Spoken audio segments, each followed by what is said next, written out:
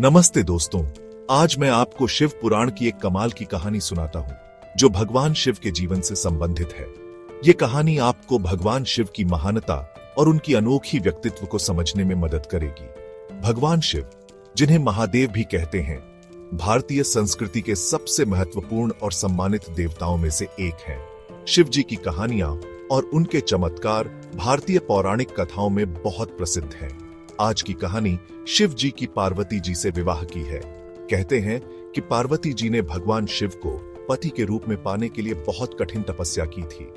उनकी तपस्या इतनी कठिन थी कि उन्होंने कई सालों तक केवल पत्तों पर जीवन बिताया और फिर बाद में पत्ते भी छोड़ दिए।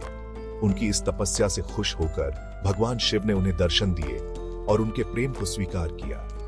लेकिन शिव जी के विवाह की कहानी यहीं समाप्त नहीं होती। शिव जी का विवाह एक अनोखा आयोजन था जिसमें सारे देवता, ऋषि मुनि और यहां तक कि राक्षस भी आए थे।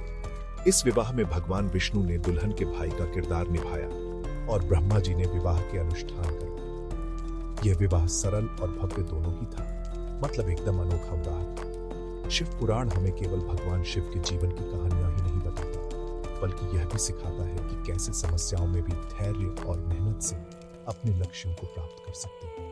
पार्वती जी की तपस्या और भगवान शिव की सरलता हमें यह संदेश देती है कि सच्चे प्रेम और समर्पण से कुछ भी संभव है।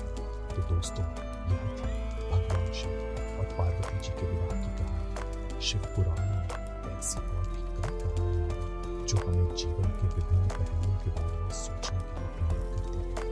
अगर आपको यह वीडियो पसंद आया हो तो इसे लाइक और शेयर जरूर करें और हाँ, चैनल को सब्सक्राइब करना मत भूलिए ताकि आप ऐसी और दिलचस्प कहानियां सुन सकें।